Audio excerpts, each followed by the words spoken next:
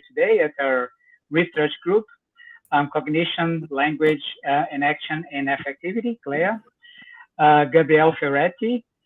So Gabriel has worked in a bunch of places. Now he's currently the Humboldt Fellow at the University of Bochum in Germany. It's a very prestigious scholarship, so congratulations. And he has worked in other places like the University of Basel and also at the Center for Philosophical Psychology in Antwerp. And he's going to talk to us today about an action-based theory of picture perception. So we're all very excited to hear you and to discuss this work with you. So you have approximately 1 hour or 50 minutes, something like that, and then we open for discussion. And I just wanted to ask you, is it okay if you record this session? Oh, yeah, that's okay. Yeah, no problem. Mm-hmm. All right. So if you want to share your screen. Thanks. So thanks a lot, and sorry for the misunderstanding, but I hope this will be good in the end. All right. So let's see. Let me just share the screen. Okay.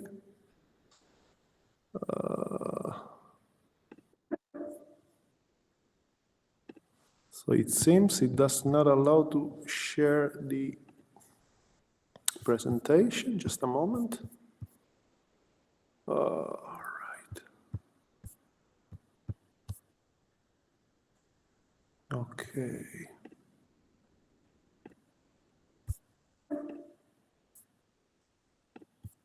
You cannot see that, or do you? No. No. So bad.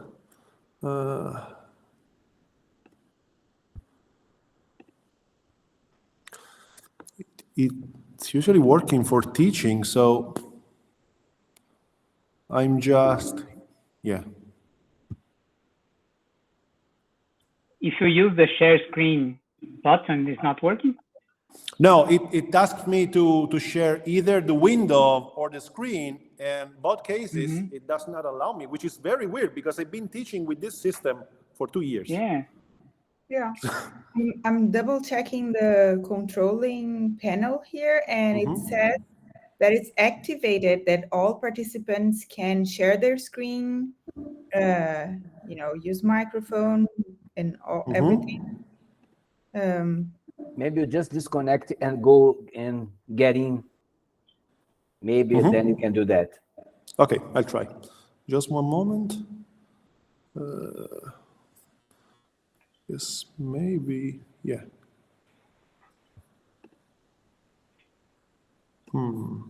Yeah, now it's working. Yeah. That should work. I hope so.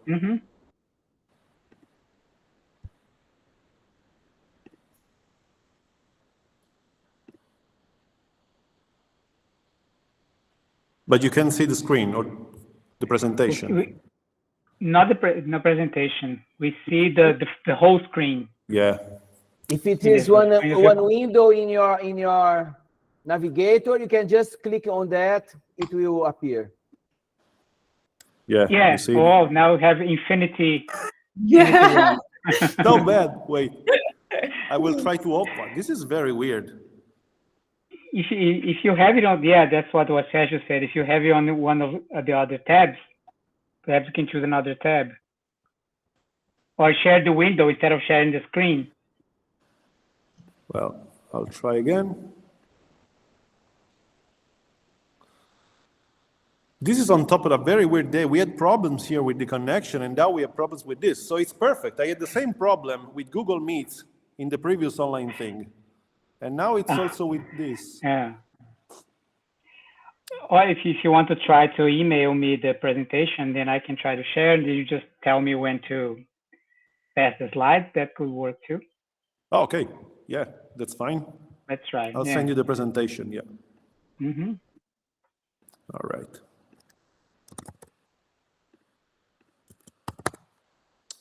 Okay.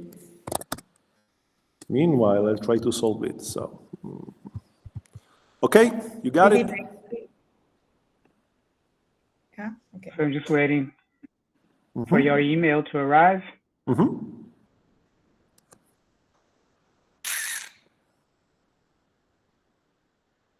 Yeah, okay. So let's hoping you don't like hate me.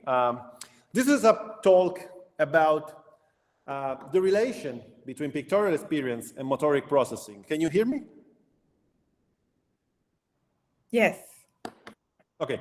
So in this talk, I will try to vindicate an aspect of pictorial experience that has been neglected all over the literature in philosophy of perception, in neuroscience, and in general in the part of cognitive science that is vision science.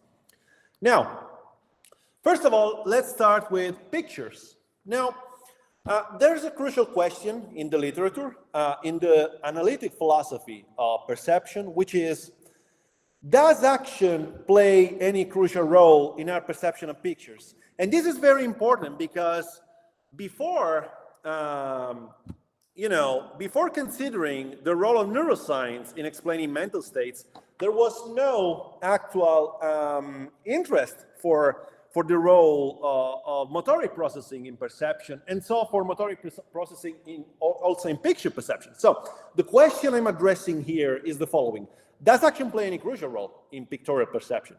Now, first of all, this is a basic intuition in the literature, and this is all over the interdisciplinary literature. So objects in a picture are not salient for action. That is, the visual processing related to pictorial objects is not related to action at all. That means that objects in pictures are static objects of perception, right? They do not foster in us any experience related to motoric processing. Now, think about these two very evident perceptual facts. First of all, there's no motor interaction with depicted objects. That is, there's no representation of action possibilities. So when you look, for example, at this depicted object on a screen, you see an apple, you recognize this being an apple or a bunch of apples. Still, you do not have any experience of the possibility of grasping the apples or manipulating the apples. To quote Olsen, one visually perceives something present in the realm of the picture when experiencing a picture as a depiction. Pictures have a distinct presence in absence structure. They enable us to encounter the presence of what is in fact absent. Now, think also about another aspect of picture perception, which is peculiar of this experience. We never perceive significant spatial shifts as we move with respect to depicted objects. Think about this special case of Mona Lisa. Now, you can appreciate what I'm saying by taking a look at the eyes. So if you move on the right or on the left with respect to the pictorial space, the eyes will keep staring at you. And of course, this is evident just because faces to us are very evident as humans. But if we scan your visual system, we discover that indeed there's perceptual constancy all over across the pictorial space. So these are two perceptual facts very important in our everyday experience of pictorial perception. And these seem to lead the literature to the temptation that there's no role for action in pictorial experience. After all, these are static objects of perception. So another thing which is usually addressed in the literature is the relation between real object perception, that is, perception of objects in the flesh, and picture perception. And now here, if you think about this question again, that is the question about any alleged role for action in perception of pictures, well, the answer will be no. There's no actual role just because of those two perceptual facts. There's no actual role for motoric processing and action in picture perception. But is there any philosophical argument in the literature? If you take a look at the literature, if you scroll it, is there any evidence or argumentation provided to the claim that there's no role for action in pictorial perception? And here the answer is still no. So this seems to be an alleged intuition in the field of pictorial perception. That is, there's no action in picture perception. But there's no explicit philosophical argument. Now, there is a crucial question in picture perception, which is the following. How can we describe the peculiar perceptual state we are in when we see an object in a picture? And crucially, what is the difference between this state and the one we are in during the perception of a real object? That is, what is the difference between perceiving an object face-to-face or vis-a-vis and perceiving an object in the pictorial space, like an apple in the flesh and an apple confined to the pictorial space? Now, if you follow the literature, pictures seem to be poor objects when it comes to action processing. There's no active role for action in generating pictorial experience, and there's a solid literature on this. Now, if you take a look on the empirically informed philosophical literature on pictorial perception, and also in general on vision science, there's a claim concerning the fact that action plays a crucial role in generating our visual experience of real objects. And this seems to be very intuitive with objects in the flesh, but still very counterintuitive in the case of pictures, right? There has been 3 books, or better, 2 books and 1 Stanford entry about this, and by Alvanoe, by Bensenené, and by Briscoe and Rush. And those pieces stress the crucial deep relation between perception and action. But there's no mention of any specific role for action in pictorial perception. Now, my aim here is to resist the temptation of claiming that there's no role for action in picture perception, that perceived objects in a pictorial space are static. Now, the methodology is analyzing the relation between action processing on the one hand and the specific nature of contents of pictorial experience on the other. Now, the claim will be that action indeed plays a crucial role for us to enter pictorial experience. It's not just a very weak claim about the fact that there may be some involvement of motoric processing. No. It's a crucial role. So action allows us to enter the kind of experience that is peculiar of the visual experience of a pictorial space. Or if you want to relabel it, you can say that this is an action-based theory of picture perception, of action in pictorial experience. So for the rest of the talk, I'll try to convince you that indeed the pictorial needs the motoric. Now, the argument is a twofold one. First, I will show that there's a strict relation between vision and action that is proper for visual experience of a pictorial content. And then when such a crucial relation is not at work, then pictorial experience is lost. So before going into medias res, let's consider the options in play here. So we have at least 3 options when spelling out the relation between action and pictures. On the one hand, we have that action has the same role in both normal visual experience and pictorial experience, and this role is crucial. Then there's another option, which is that action has no crucial role at all in generating pictorial experience. And then there's the claim that action has a different role in pictorial experience and in ordinary visual experience. Nonetheless, this role is crucial for both of these 2 experiences. Now, if you think about it, about this, now the first one is pretty unreliable due to the perceptual facts I've been talking about. Action cannot entertain the same relation with both normal visual experience and pictorial experience. The second option, action has no crucial role. So this is against my claim. And this is, of course, as I said, the initial intuition in the literature. There's no role for action in pictorial experience. And then you have a third, middle option, which is that action, and this option allows us to distinguish between normal and visual experience and pictorial experience in a passive way. That is, it is involved only during normal visual experience. So, of course, in this case, action is crucial to distinguish between these 2 experiences. But just because action is involved only in normal visual experience and not in the experience of depicted objects. And then you have option 3, which is my candidate here, the candidate for my claim. Now, I'm going to show that action has a different role in pictorial experience and in visual experience, still this role is crucial. So we may say action is a specific component in pictorial experience and is crucially involved in generating also this experience. So if you compare vis-a-vis perceptual experience and the visual experience of a depicted object, they involve differently, but nonetheless crucially, action processing. Now, let's take a look at the structure of the argument. So first of all, I will deliver a brief story about two ideas on vision. Then I will show that these two ideas are about the relation between vision and action. And then I will show that indeed action has a pivotal role in picture perception. So first of all, the two ideas about vision.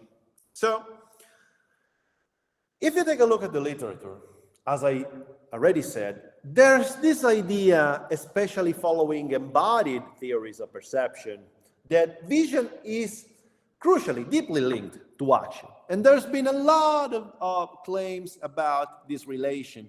The literature is full of examples, also empirically informed. I've been also working on this idea in a special issue of Synthèse with a colleague of mine, in which we've been trying to recollect all the ways in which vision and action happen to interlock. And this is also part of a general research field in which there is this idea that perceptual experience informs us about the world we act in, and that we act in the very same world we perceive. Now, the other idea, which is shared and which is important for my claim, which is shared in the literature on picture perception, is that pictorial representations are perceptual. They are visual representations. Now, this is another important fact on vision as well. Not only in the context of vision, of pure vision, vision is linked to action, but if you focus on the phenomenon of vision that is related to pictorial representations, they seem to be visual, they seem to be perceptual. Now, there's a sort of tension in the literature. I just noticed when looking at the literature that if you take separately 1 and 2, they are widely accepted. Most of the philosophers will agree, and also the very same philosophers will agree on the one hand that vision and action are related, and on the other hand that the representations involved in pictorial experience are perceptual representation. We are talking about visual experience. But then when you take a look at the relation between 1 and 2, between these two ideas, there's no account in the literature. But this seems to lead to a very interesting conclusion. If you had the vision is linked to action and the pictorial representations are visual, then pictorial representation should be linked as perceptual visual representations to action. So how can we explain picture perception without a proper reference to action if we accept these two perceptual notions about vision? So action must have a pivotal role in picture perception.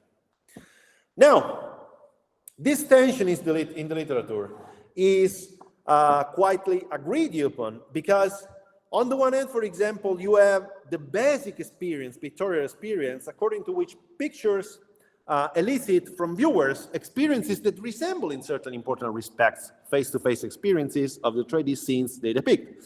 For example, I look at a depicted apple, and of course, there's some bridge to the experience of a real apple. I'm still seeing an apple. I have the visual experience of an apple. However, this apple, or more in general, pictorial objects, cannot display all the visual, spatial, and visual motor cues of a real scene. When perceiving a depicted apple, for example, I do not visually represent the same spatial and motor relations that I can entertain with a real apple. So, if you take the two perceptual facts I mentioned at the beginning, then the visual motoric processing and the pictorial experience seems to be mutually irrelevant, right? But on the other hand, if we embrace these two basic ideas, we may want to explore three. Then the idea that action must play a crucial role in picture perception. Now, my proposal, I explicitly defend three, that pictorial representations are crucially related to action, and this is in a way compatible with the idea that action allows us to distinguish between real object perception and picture perception in a different but nonetheless crucial way. That is, it's responsible for generating both these two experiences, even if in a different manner. Now, I've been talking about two ideas on vision, the fact that vision is linked to action, and the fact that the pictorial representations are visual. And now I just suggested that there's a conclusion here. Pictorial representation have to deal with action.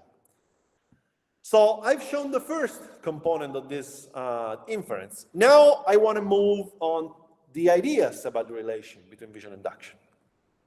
Now, if you take a look at the literature on the possible relations between vision and action, there's at least two basic ways in which they seem to interlock. And these two ways are related to two basic notions. The notion of vision for action on the one end, and the notion of sensory motor understanding on the other. So first idea, vision for action. Now, according to this idea, and this is, of course, of a Gibbsonian inheritance, vision allows us to perceive action possibilities, what we may want to call affordances, but for some epistemological reason, I won't call affordances in this talk, action possibilities that are offered by objects in the environment. And this is regardless of whether there's an overt action following. That is, regardless of whether I decide to interact with the apple I'm in front of, I will perceive the action possibilities. For example, I will perceive that the apple is graspable, is manipulable, and so on. And this is a first important idea. The second one is that of sensory motor experience, or better said, sensory motor understanding. Now, according to this notion, action and movements play a crucial role in shaping the content of our visual experience. And this is basically a notion inherited by sensory motor enactivism. So basically, movement and action lead us to appreciate structured patterns of change in the sensory stimulation, and thus to appreciate sensory motor contingencies. I guess you're all familiar with this, but just to give you the same example, I'm in front of an apple. Not only do I perceive that I can grasp it, but moving with respect to the apple, I will appreciate different changes in the spatial experience of the apple if I move on the right or if I move on the left. Now, at this point, I have to introduce an important aspect of picture perception that is very crucial for me to defend my claim. I've been talking about the relation between vision and action. But when we talk about vision perception and picture perception, there's in the literature an agreement on the idea that there's a sort of representational simultaneity to get into pictorial experience. When in front of a depicted object, for example, of a depicted apple, sorry, there's a typo here, there should be 1 and 2, but so we visually represent both the surface and the depicted object. We represent them simultaneously. And in virtue of this twofold representation, the representation of the surface, which is the bearer of the pictorial content, can modulate the visual representation of the depicted object. That is, the way I perceive the surface as the vehicle will shape the way I perceive the pictorial space, which is nothing but a bunch of marks arranged on the surface. Now, my specific claim will be that vision for action and sensory motor understanding are involved in the perception of the surface and of the depicted object. And they are doing this simultaneously. So bear in mind this claim, because this will be the basis for the theory, the action-based theory of pictorial perception.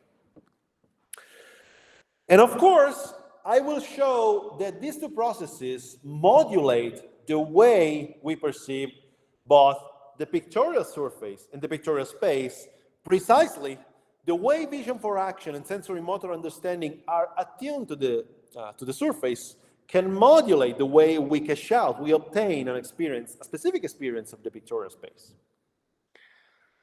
Plus, I will suggest that this is crucial to gain appropriate pictorial experience, that is, to enter pictoriality.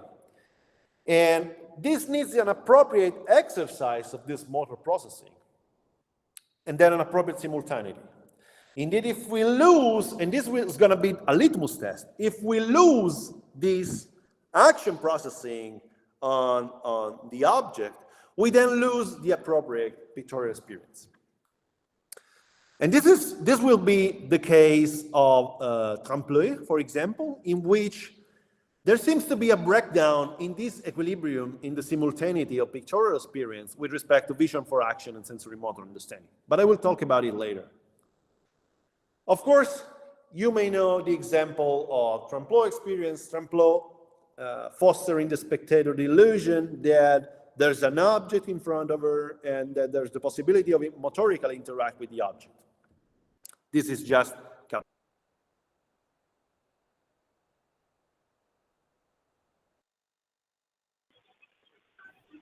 I've been talking about two ideas of vision. One idea that vision is related to action. The other one that pictorial representations are perceptual, right? Now I've been explaining two ideas about the relation between vision and action, which is the second aspect. On the one hand, you have vision for action. On the other hand, you have sensory motor understanding. Now, I don't need to defend this idea that pictorial representations are perceptual, because in the literature it's quite agreed upon. I mean, most of the time when you represent a pictorial object, it's not by imagination and by a belief. You see the pictorial object. Now we can move to the basic aspect of my theory, that is showing that action plays a crucial role in pictorial perception. Now, first of all, I will suggest that vision for action has a crucial role in pictures, and then I will move to the same role for sensory motor understanding. And the story here is as follows. Now, first of all, vision for action in pictures. Now, there has been a crucial evidence in the field of vision science concerning the experiments about stereopsis. Now, stereopsis is the visual experience of the word as an immersive word, as a word shaped in a three-dimensionality, as a word that has the visual vividness, fostering what is called the visual feeling of presence. Now, in this case, you have subjects looking at depicted objects through a rectangular boundary in an aperture, and you can have monocular perception, so to speak, of the depicted object. Now, in this case, since you eliminate the frame, you have the spectator has the impression that there's indeed not a pictorial space, but an external space that it is possible to interact with. And this is basically for optical reasons. You get the feeling of presence as soon as you eliminate the frame. And this is very important for what follows. Now, according to this idea, I don't want you to look at the quote. I will just summarize it. When you see a picture with two eyes that is in a binocular scenario, you have visibility of the frame of the picture.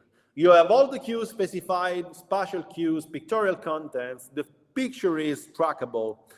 And there's no distance with respect to the pictorial object from the observer. And that's for a simple reason, because you're assessing the spatial relationship with respect to your body in relation to the frame of the picture, right? That is, under binocular viewing of pictures, you cannot get the feeling of presence, because the absolute depth, that is, the fact that you can scale the distance between you and the object for the purpose of visual motor interaction, cannot be represented. Now, in the case mentioned of monocular viewing through an aperture, you have all the main cues specifying the surface removed. So you have no cue about the presence of a surface. Now, in the absence of this surface, the brain must refer to a spatial attribute in the external environment. And so all the distance information is illusorily assigned to the pictorial space because there's no other space to track. And so you have the absolute depth cues, that is, the cues related to the spatial depth that allows us to understand the distance between us and the object for motor interaction. You have all of them derived in this case. Now, this is a basic definition of egocentric absolute depth, which is what is lost in usual picture perception and what is gained in monocular aperture viewing. So the observer has knowledge, better said experience, of the depth relations scaled in some meaningful way to the action. And so this is what grants the visual representation, the visual experience of an object as offering motoric interaction. So just bear this in mind. As soon as you perceive the possibility of motorically interacting with an object, you're experiencing absolute egocentric depth. That is, you're reaching the state, the visual state of stereopsis. And then you perceive, as I said, the presence for motor interaction. You perceive an object as being an object in the flesh. I want to avoid boring inferences in this talk. I've been defending them, so we can talk about them in the Q&A. This is just an inference on the best explanation based on the evidence available. We can skip this for the moment. I hope you will just trust my line of reasoning here. Then, if that is true, there's a phenomenological peculiarity of vision for action during everyday non-illusory picture perception. Think about it. Most of the time, the depicted object does not look present for motor interaction. You don't have any experience of the possibility of motor interactability with an object in picture. And that's precisely because you're visually representing the surface. You're tracking the surface as an object present for motoric interaction, right?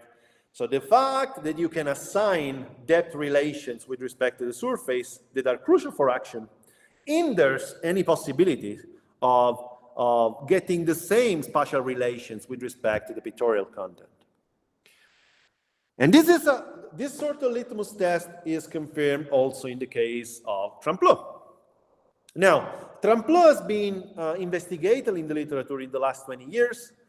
And again, I want to avoid boring inferences here, but the idea here is that you can have the illusion of interacting with what actually is a pictorial object, which looks nonetheless as an object in the flesh. Now, the best explanation, I think, if we follow the literature, is that we cannot track the surface as a present object for motor interaction.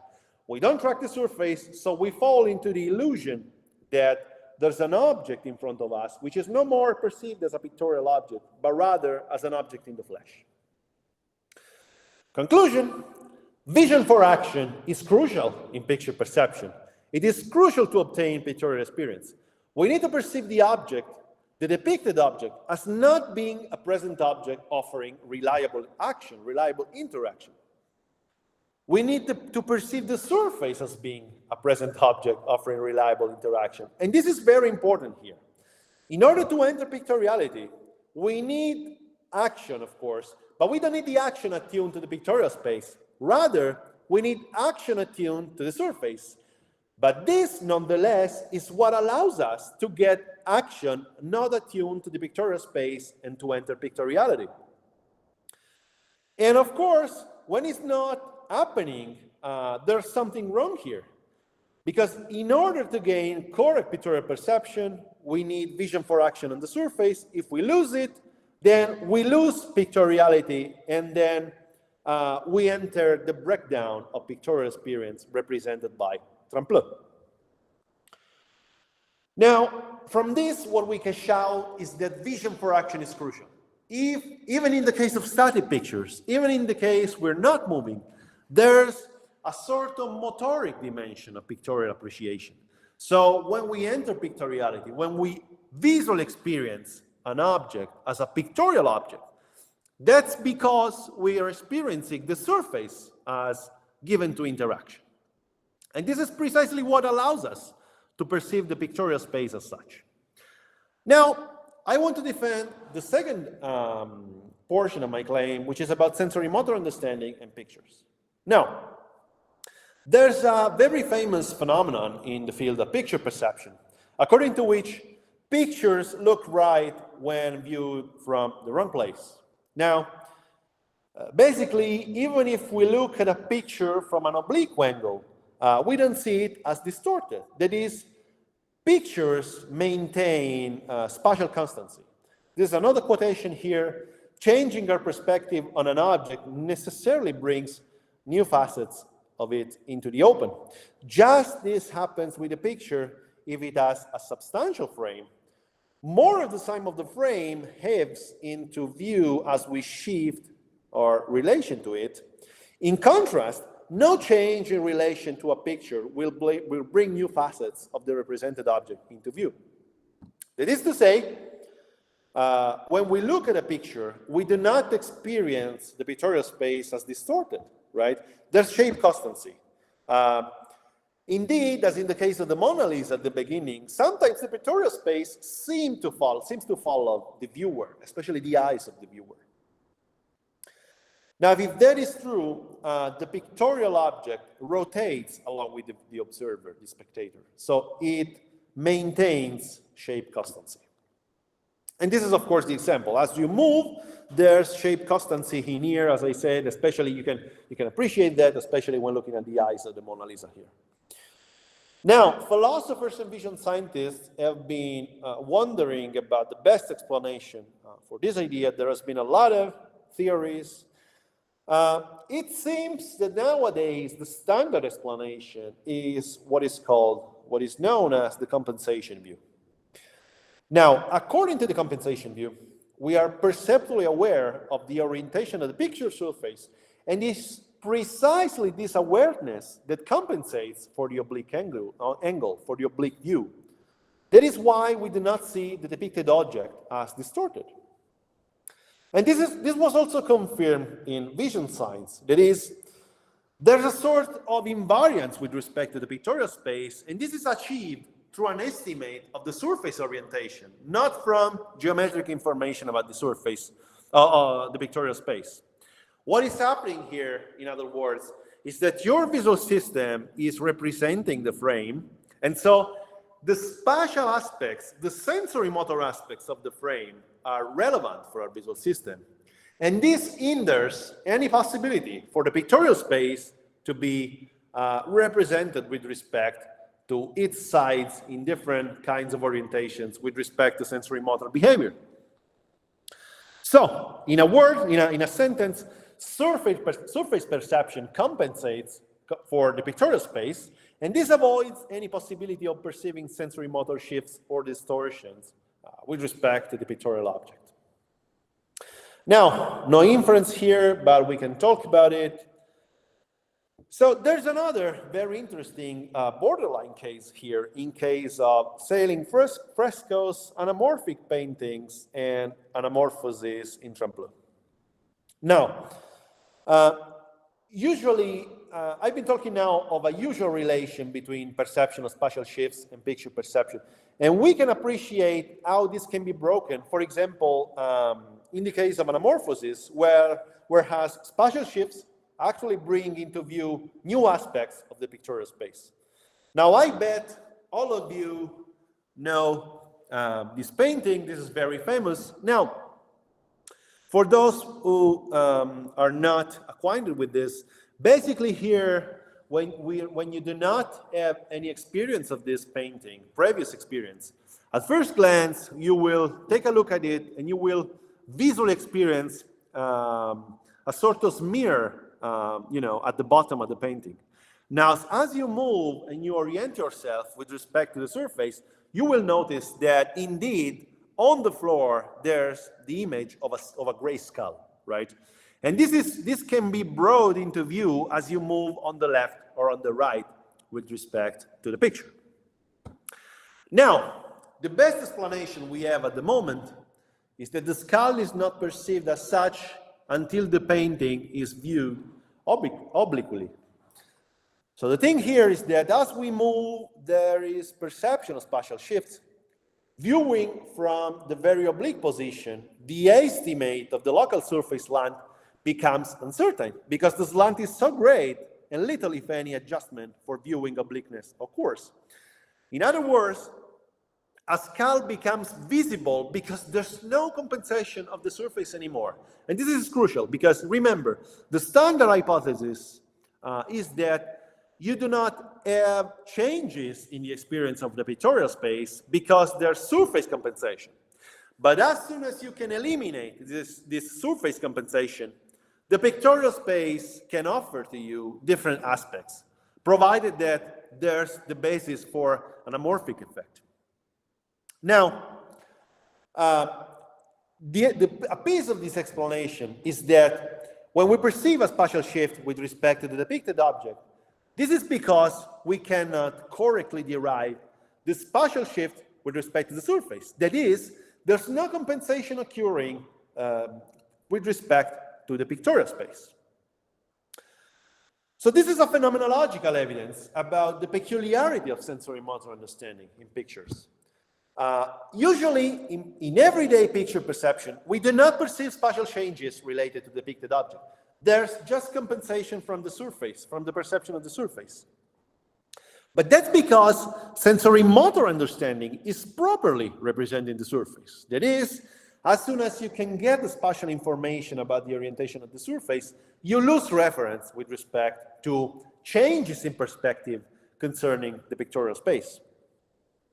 And this is also confirmed by the case of trompe-l'oeil, not also from cases of isolated anamorphic effects, like in the case of the ambassadors, the painting I've been talking about. Now, in this case, this is a litmus test because in the case of trompe-l'oeil, we cannot perceive any surface. And remember, in the case of vision for action, this leads us to perceive the depicted object as an object fostering interaction, as a real object. Now, in this case, we can also suggest that there is no compensation with respect to the surface because there's no surface to track at all. And so the spatial shifts are assigned to the depicted object. We experience a complete anamorphosis. That is, with respect, differently from the case of the ambassadors, you do not perceive anamorphosis also only in a portion of the pictorial space. You perceive anamorphosis all over the pictorial space. You move with respect to a trompe-l'oeil, and you have sensory motor understanding of each region of the pictorial space, which nonetheless does not look pictorial anymore. So take a look at this case. This is the famous Bramante's abscess in Milan. This is the first famous case of a strong trompe-l'oeil effect. And just to give you a clue of this, I've been taking a picture of this. I was entering the church, and I was so, interested in this. And actually, I was asking the priest, well, where's the illusion? Is this the proper church? And actually, he said, of course, this is the proper church. There's just one example in Italy of this case and all over Europe. So I asked, well, but I cannot see the illusion. And he said, well, that's because it's properly working, actually. Now, the task here is just to move, as he suggested me, to move with respect to this. This is, of course, not just a standard picture. Still, it is almost a picture, because what you can appreciate here is just a bunch of centimeters. So here, it looks like a tunnel, and here you can appreciate is almost a wall. Now, in this case, this is very evident phenomenologically speaking. So the apse looks present and as offering action possibilities. You can walk, you have the impression of you can walk into it, you can touch its columns, and so on, right? You have all the plethora of action possibilities you can imagine. As we move toward the nave, our spatial perspective of the depicted object changes, and we do not notice the presence of any surface. We have both vertical and horizontal sensory motor understanding of spatial shifts and also a looming effect. It is, the pictorial space is popping out into view. Now, the notorious success through the history of this illusion also offers an interesting social phenomenological evidence that indeed trompe-l'oeil foster in the observer also sensory motor understanding. As you move, you appreciate different spatial changes.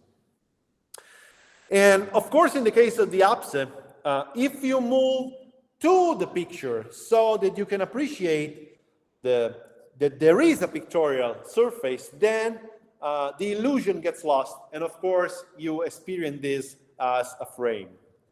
Now, this is also what you can usually experience in the case of street art.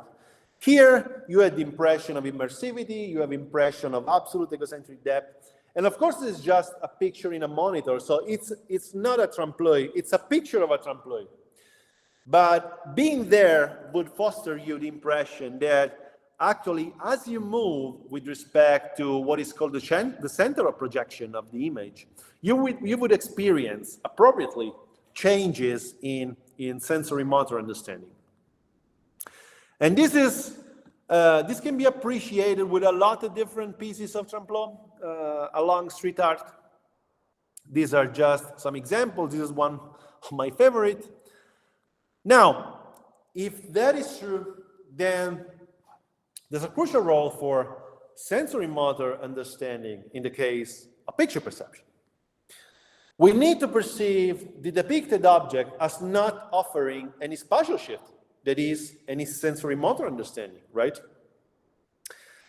And we need to visually appreciate sensory motor understanding with respect to the surface. Remember the compensation view, right? You had to compensate for the spatial shifts from the surface with respect to those related to the pictorial space. Now, of course, as I said, if you don't get these changes, there's something going wrong with the pictorial experience. So if you reduce or if you eliminate the possibility of sensory motor understanding with respect to the surface, then you cannot get correct pictorial experience. And of course, this is true of two cases, right? On the one hand, as I shown, you can have partial breakdown in pictorial experience. For example, in the case of the ambassadors, that is, just one portion of the pictorial scene displays changes in perspective. But also, you can experience different changes in perspective when you're appreciating a trompe-l'oeil. And in that case, you have changes all over the pictorial space. All the regions of the trompe-l'oeil are fostering you the experience of sensory motor understanding.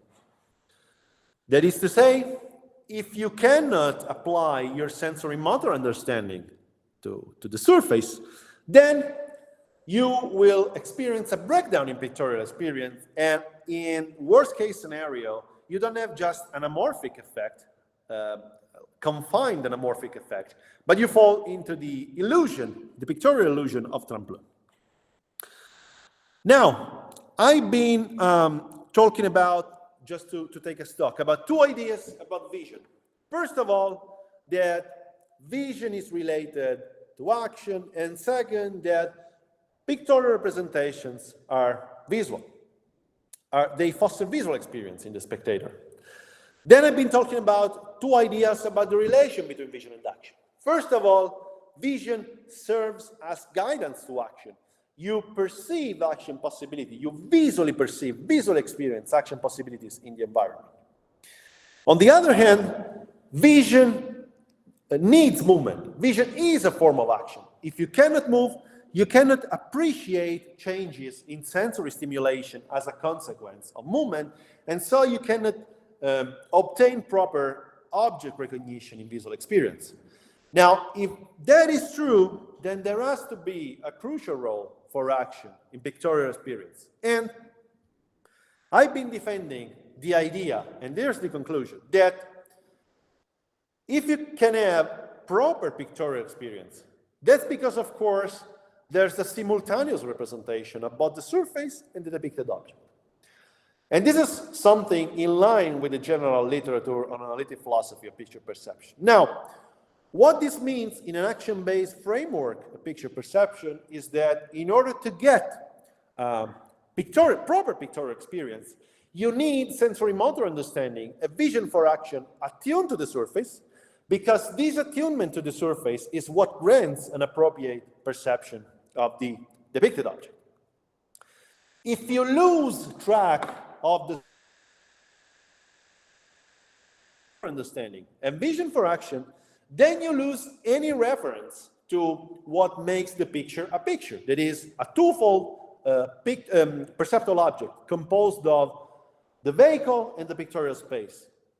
Then you have a breakdown in pictorial experience of the kind you can appreciate in the case of Tremplin.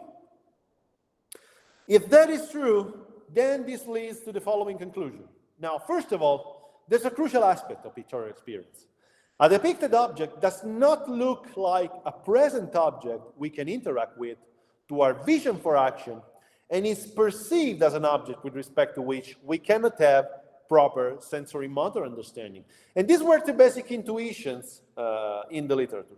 But, and this is the important point, it's only the surface, and there's the surface actually doing the job here for pictorial experience, because only the surface looks like a present object we can interact with to our vision for action, and is perceived as an object with respect to which we can have proper sensory motor understanding. Now you lose this component, that is, you lose action representing the surface, you lose pictoriality. You lose also these aspects. In other words, the fact that everyday experience allegedly presents us with static object of perception in the case of pictorial objects, it is indeed possible because action is attuned to pictorial objects, in the specific sense that action, being attuned to the surface, grants our access to the pictoriality of the pictorial space. If there's a breakdown in this attunement with respect to the surface, and action is not representing it properly, then we also lose pictorial experience.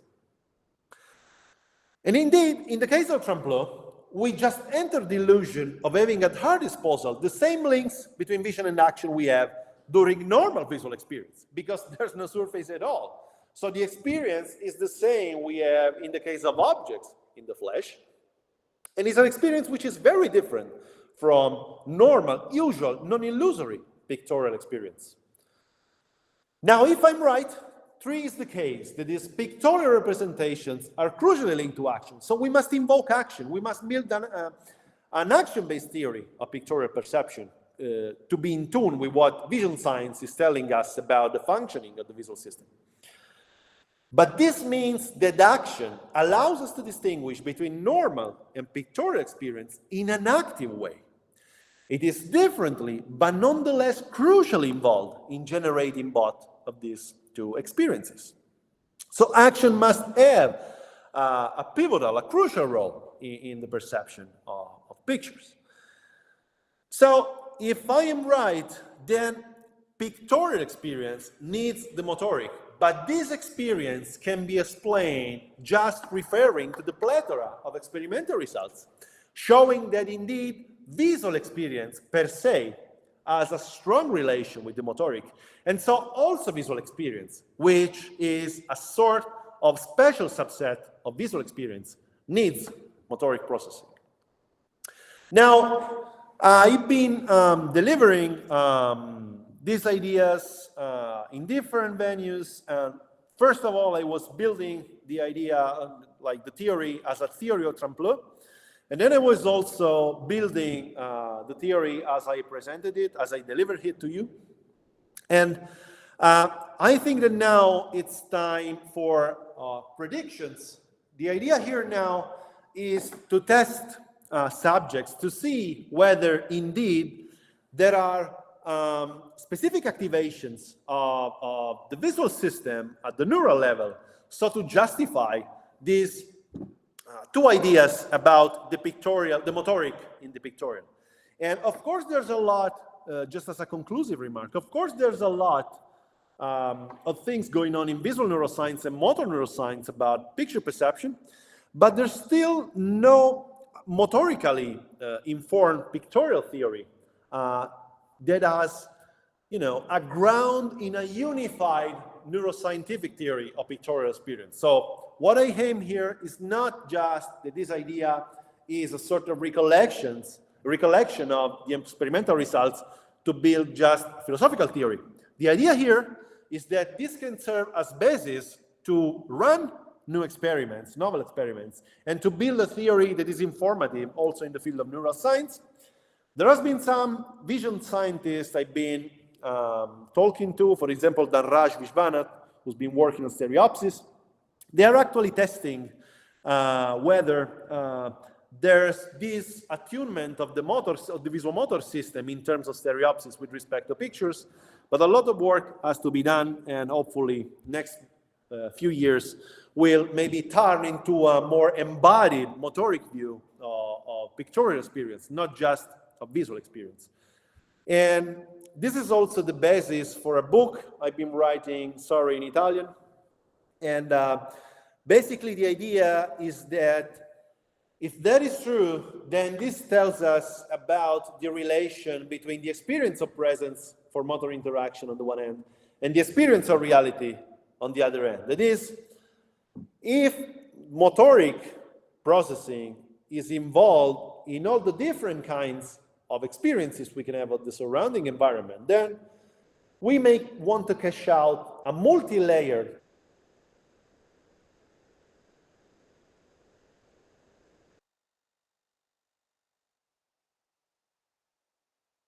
illusions.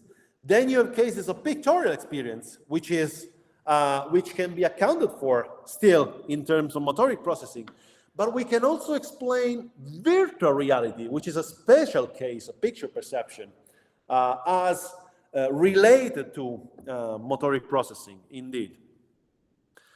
So just to conclude, thanks to all the people supporting this idea, the people I've been talking to and also be fighting with to defend this claim.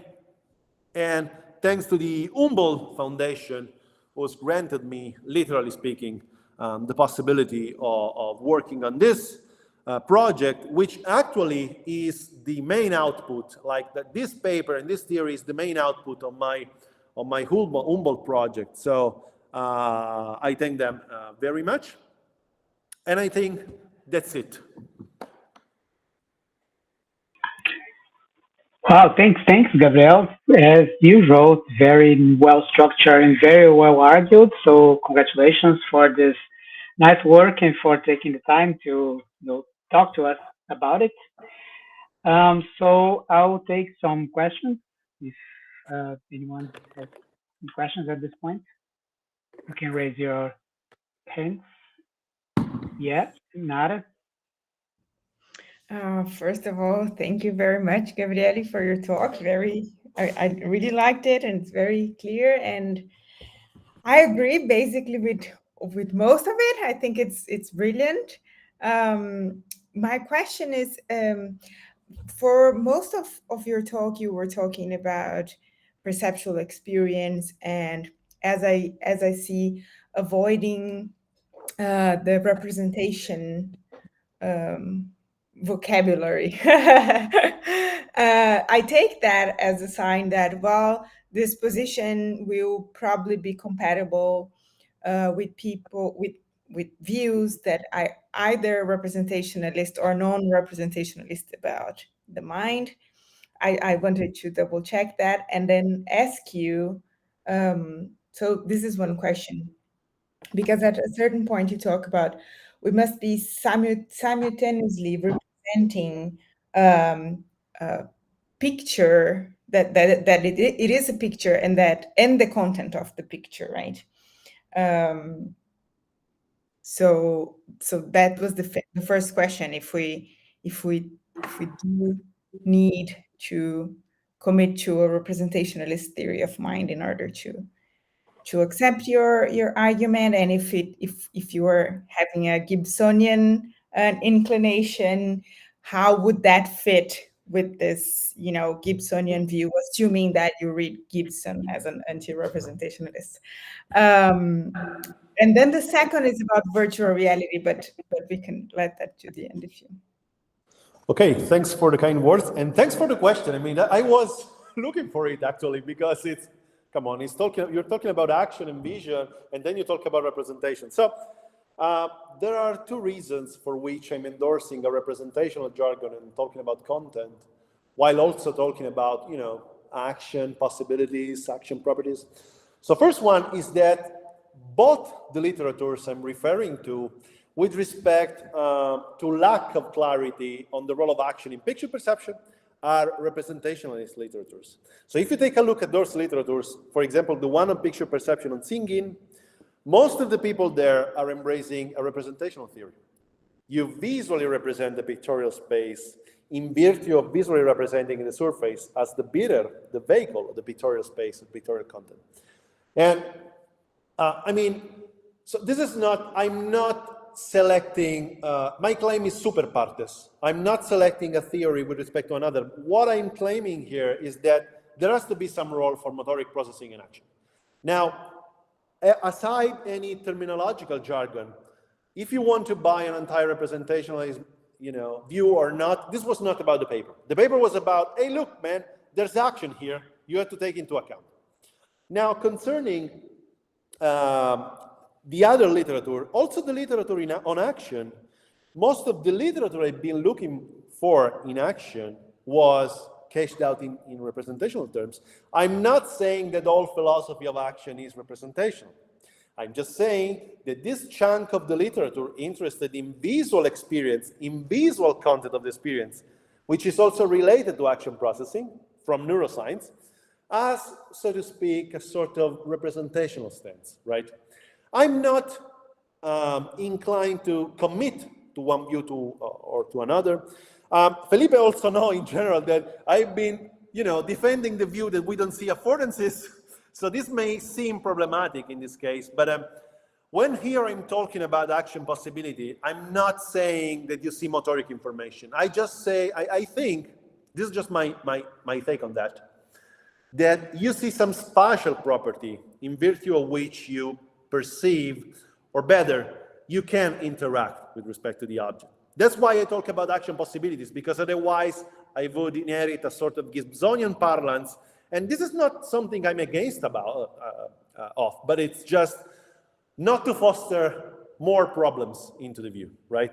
But of course you can adapt. And to be honest, I'm working on something like this, like adapting a pragmatic and activist Gibsonian take on pictures, just getting rid of, you know, all the heavy machinery, the representational stuff, but buying a weaker notion of representation, which is a pragmatic representation, a motor representation. So you can still maintain that there's something acting as a representation, still not propositional stuff, still not non-representational, right?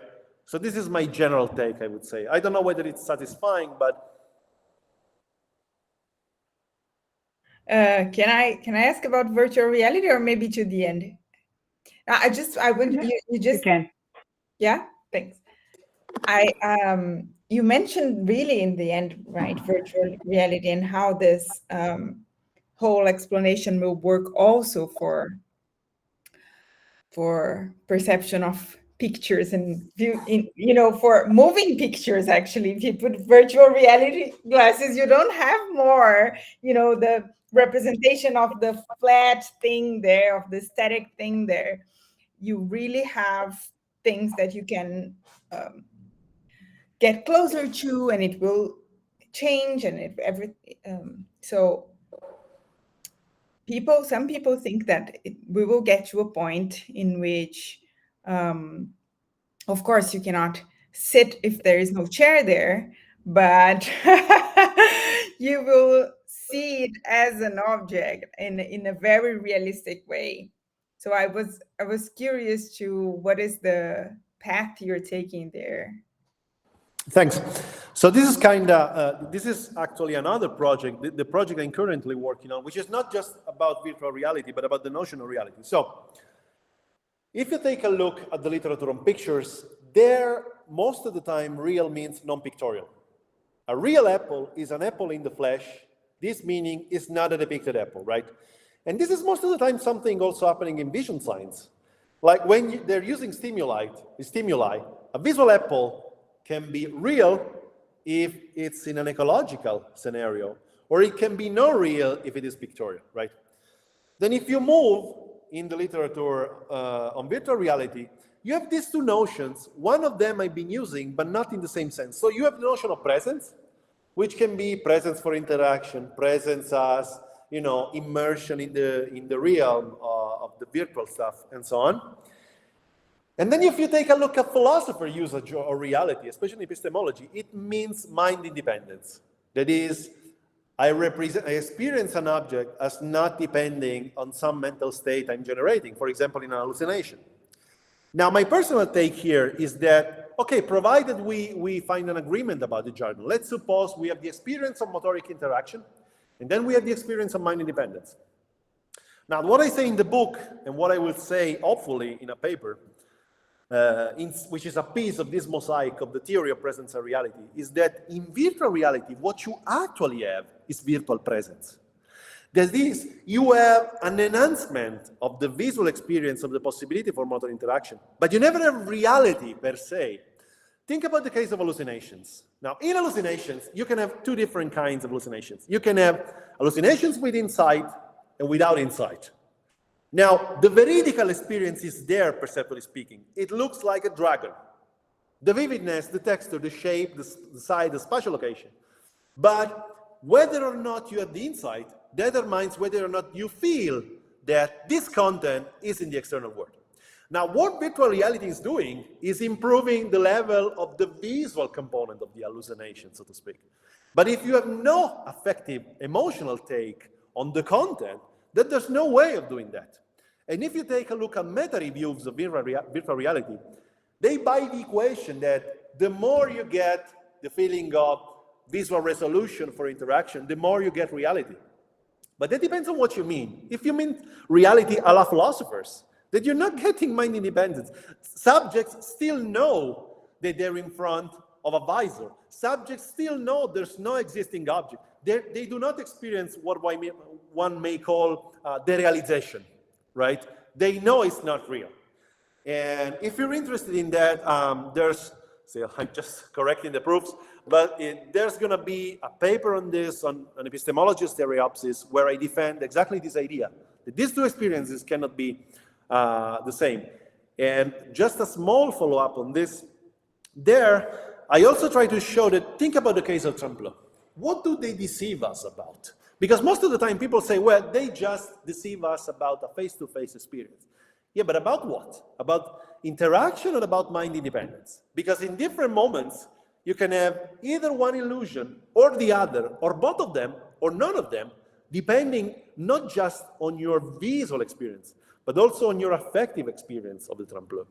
So yes, I would say there's a lot of work to be done, not just at the theoretical level.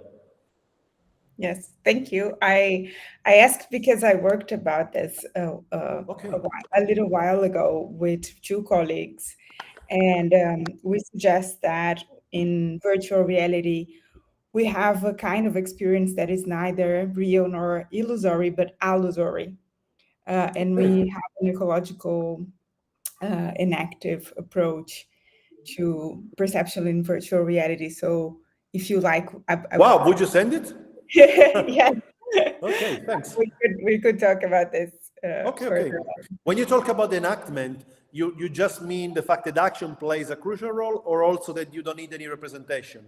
There's also a deeper theoretical level. Representationalist. Okay. I'm the one. No, that's fair. That's okay. I was just curious. Yeah, but fine. Okay. Cool. Okay, so Guilherme is the next one in line.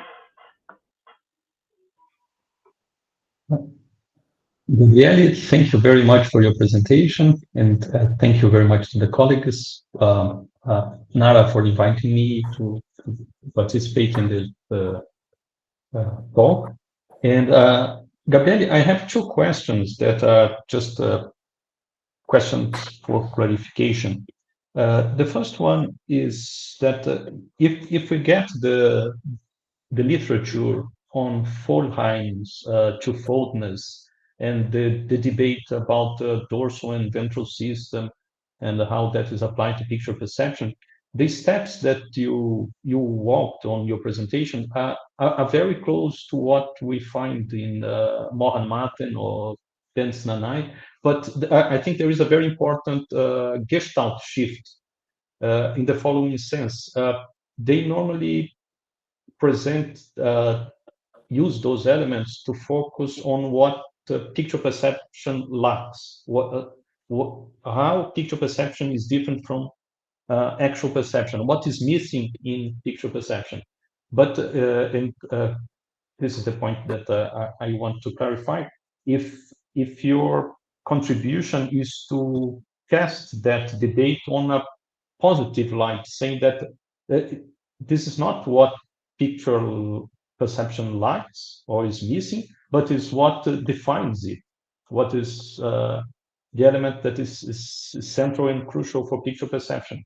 This is the first question. And the second one is if you take into account the distinction between surface scene and design scene, because Dominique Lopes used that, draws that distinction in the sight and sensibility.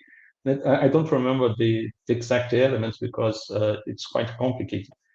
But he draws a distinction between trompe-l'oeil, twofoldness, pseudo-twofoldness, actualism, and he used this distinction between surface scene and design scene to show how that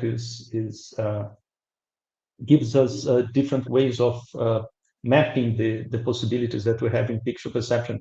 And I think when on that example that you gave us, that of the monocular vision through a hole, when we don't see the frame anymore, we lose surface scene, but not necessarily design scene, because it depends on how the picture is constructed. The design elements will still be visible and presented through the monocular vision. So those two questions, and thank you very much for your presentation. Thanks a lot. Great question. So concerning the first, I have two answers. So first of all, you're right. I was kind of working on this approach opened by Matten and Nanai, to whom I really owe a lot, also in terms of dialogues concerning the theories.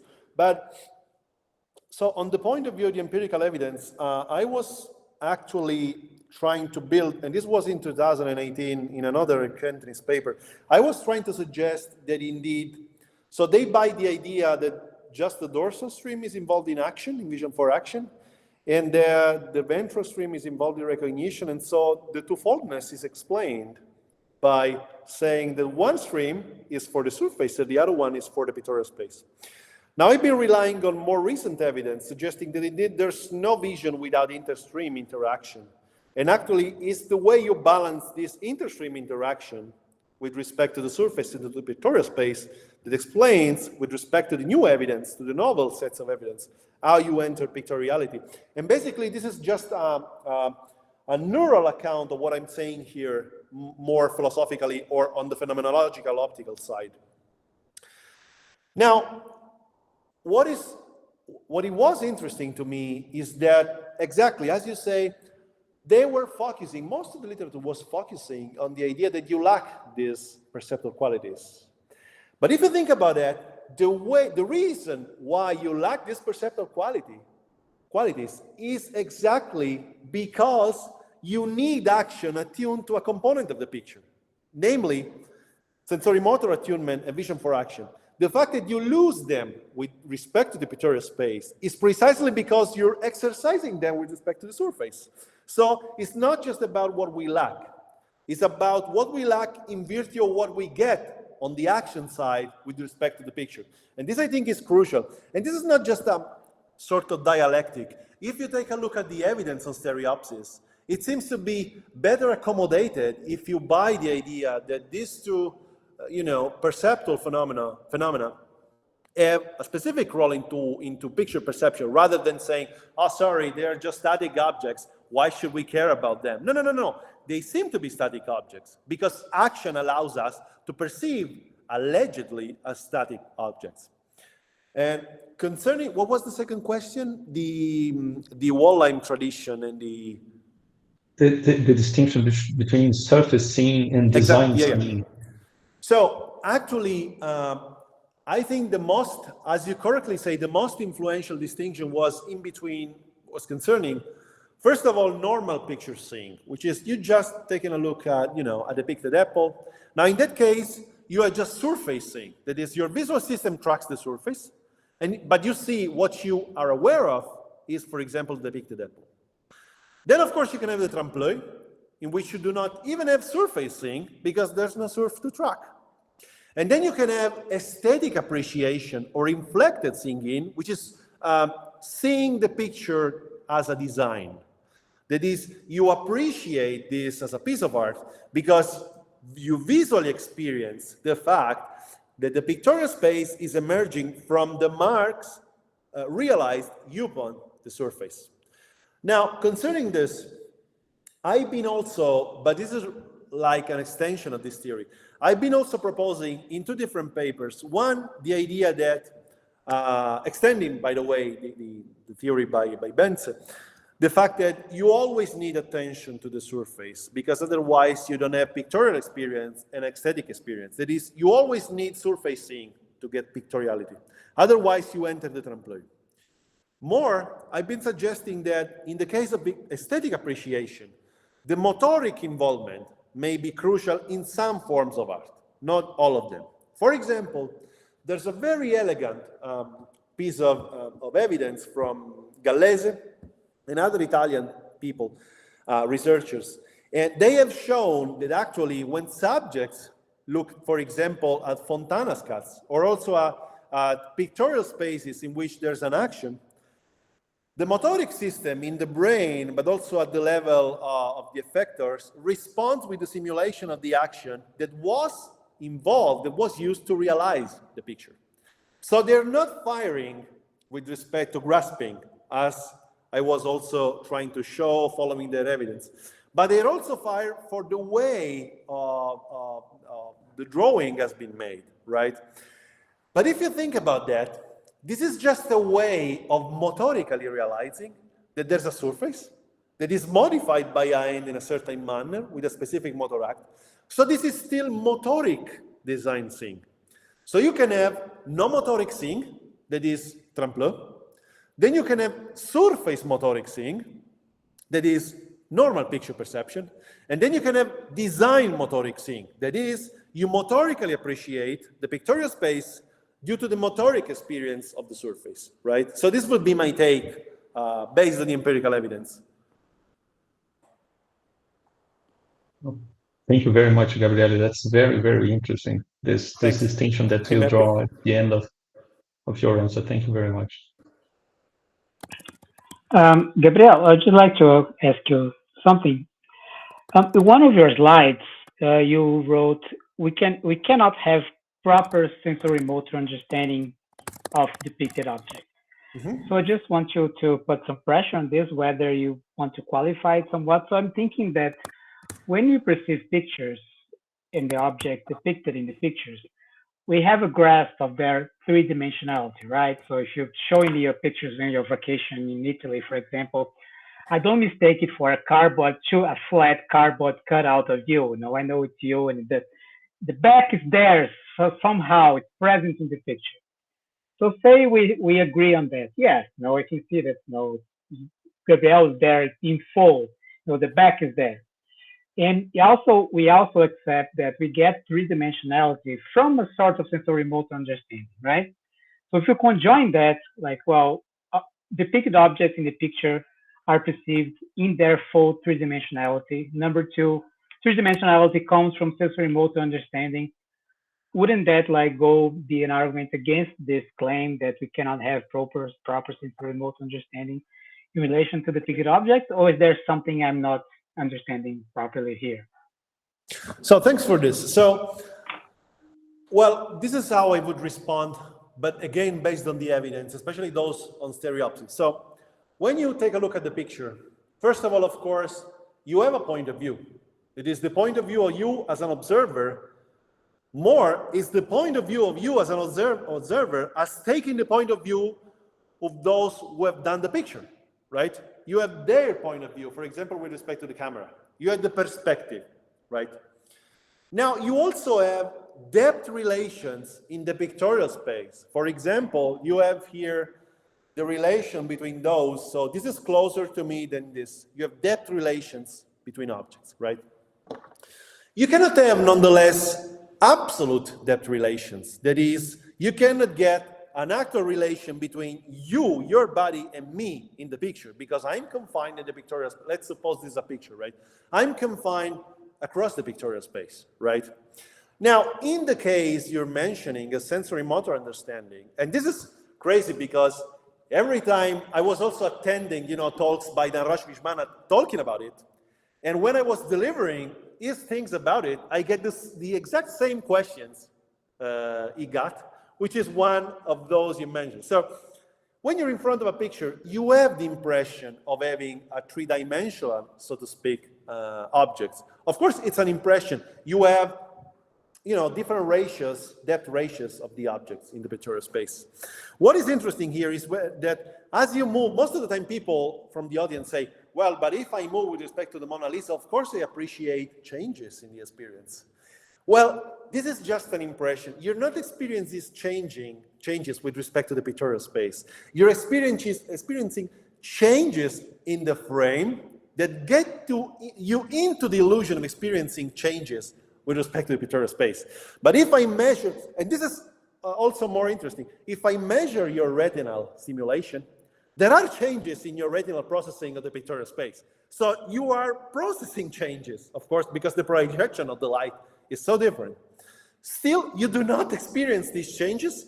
Still, you have the illusion of experiencing them by experiencing the changes with respect to the surface. So this, I think, the most important trick with respect to action. You have the impression of experiencing a solid object with respect you can move to. But I guess this is just an illusion. And there's this paper by Dhanraj Vishwanath, 2005, which it was actually before the predictive processing trend. They're explaining with an equation how the angle changes in virtue, the experience changes in virtue of the angle changing. And this can answer to all your questions. I mean, it was the specialist, so why should I just pretend to be one while there's a big paper on that I'm not an author of? So. Okay, so just to clarify, well, with real objects, we agree that like the object is fully present, like the back is present as well in the experience, right?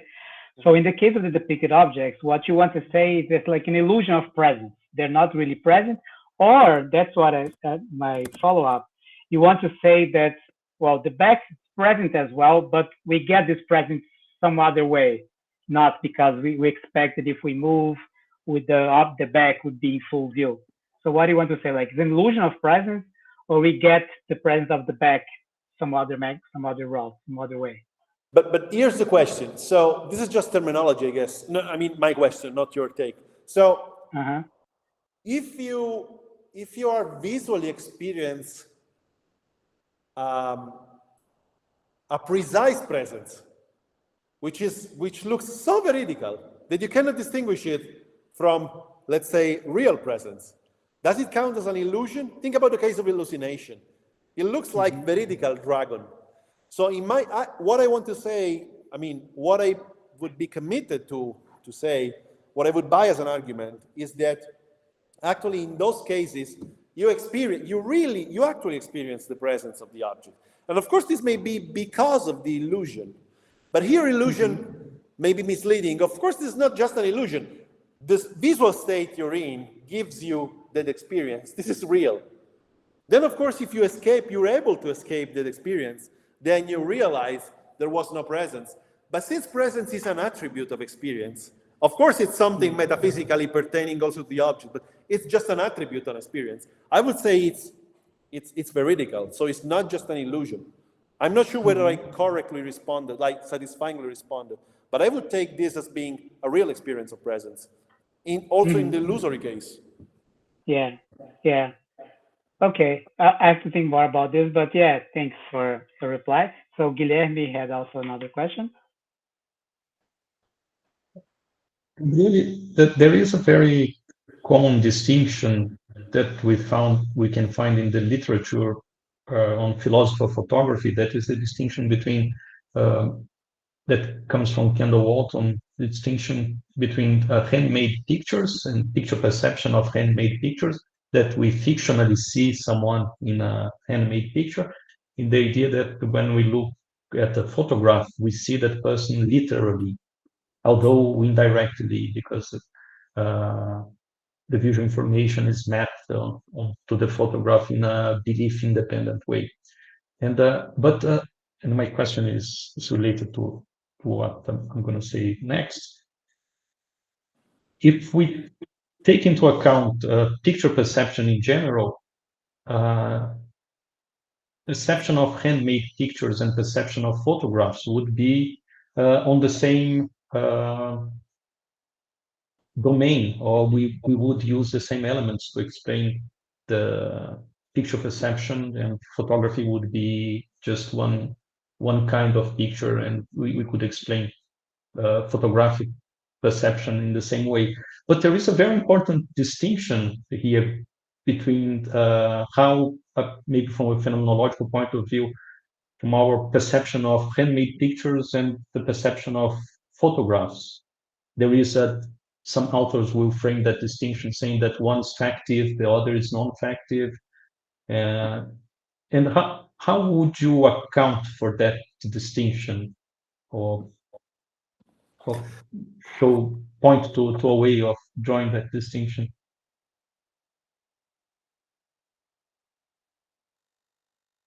Acho que travou ali. Oh, sorry, I just got frozen, right? Sorry. No, but I got all the question. Can you hear me? Okay. Yeah. Thanks.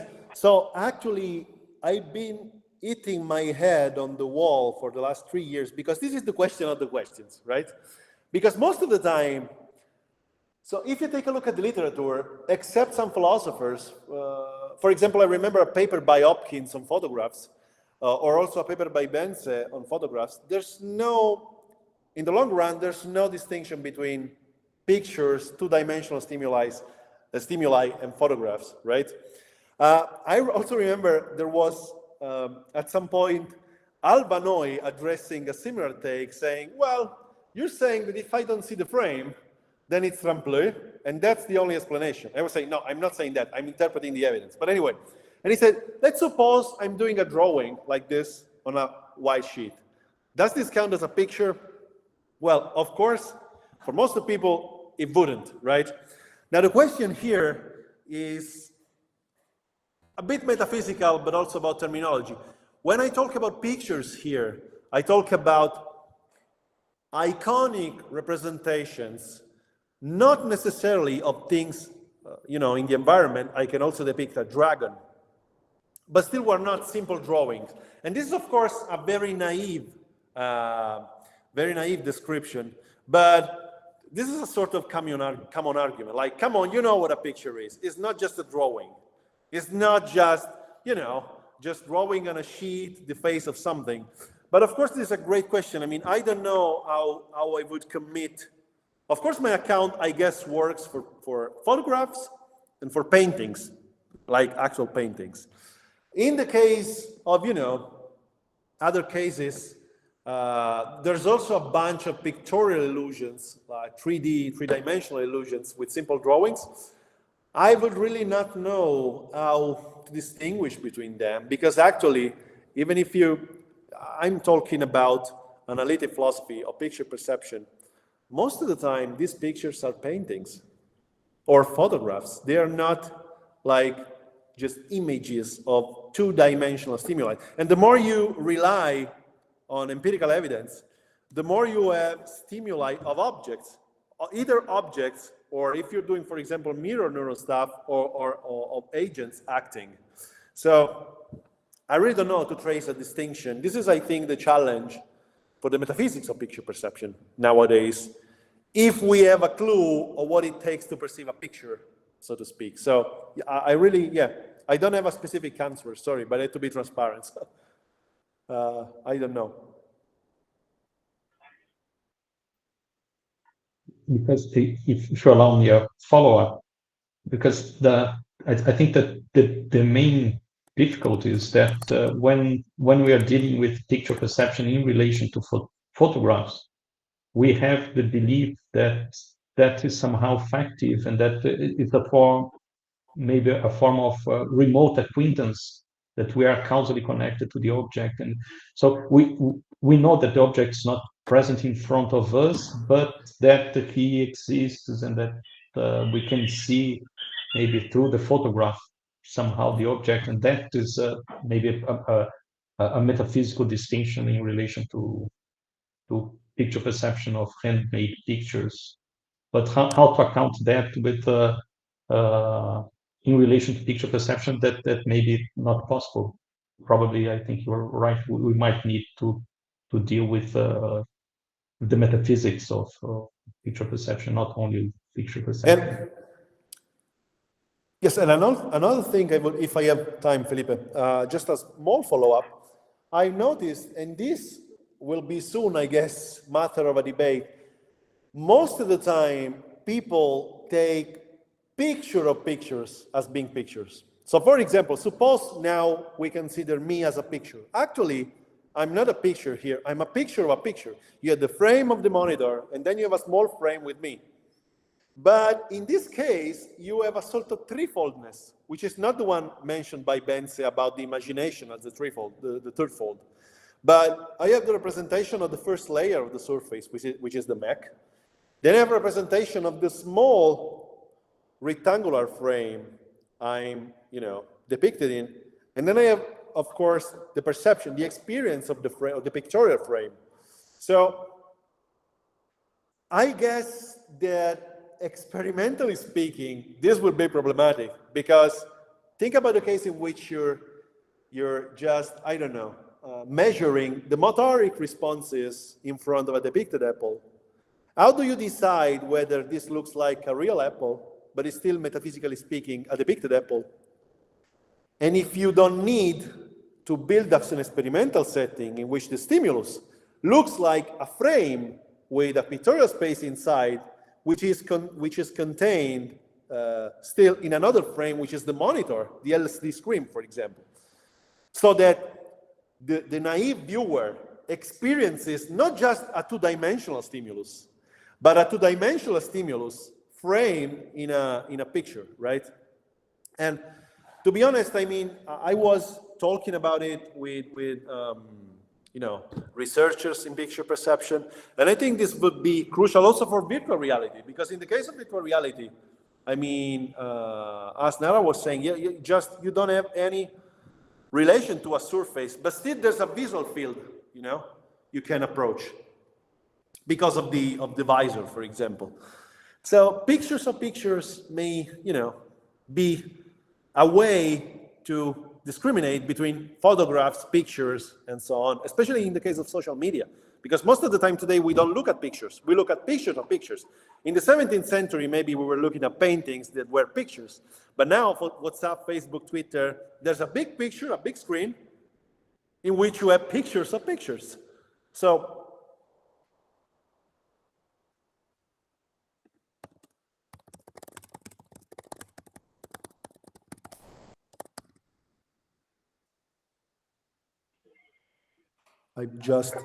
oh yeah. I thought it was frozen, right. But it was just everyone with the mic muted. All right, are there any more questions to Gabriele? Well, so that was very nice, Gabriele. Thank you so much for coming here and sharing your work with us. And yeah, we'll keep in touch. And thanks a lot. And if I just can add something, so it was super nice just to build a network from another experience. Just with a couple of emails, we put it up. So you put it up. So thank you so much to all of you. And also, I'm so sorry, but really today it was a mess. First, the internet connection was not working in my flat. I had a job interview. I moved to the studio. Google Meet was not working also in the interview. Then my iPad was not working as well, and my Mac was not getting the internet here. And at some point, I just realized I received the email about the jet lag, so to speak. It was tremendous. Oh my God! No, now is the time that everything starts to work again. So I hope so. I hope so. It was the beginning of the ascent. Don't worry. Yeah, it was the peak on the karma, and then Exactly. so. Now it's all the way up now. Okay. But thank you so much. Good luck with really everything. great to stay in touch Yeah. with these topics. Yeah, thanks a lot. Thanks for this opportunity. It was great. Mm-hmm. All right. Okay. Thank Thank you. you. Eva, nice Thank you, rest of guys, the everyone day. who came here to talk to Gabrielle. Ciao. Bye. Bye bye. Bye. Ciao. Bye. Ciao.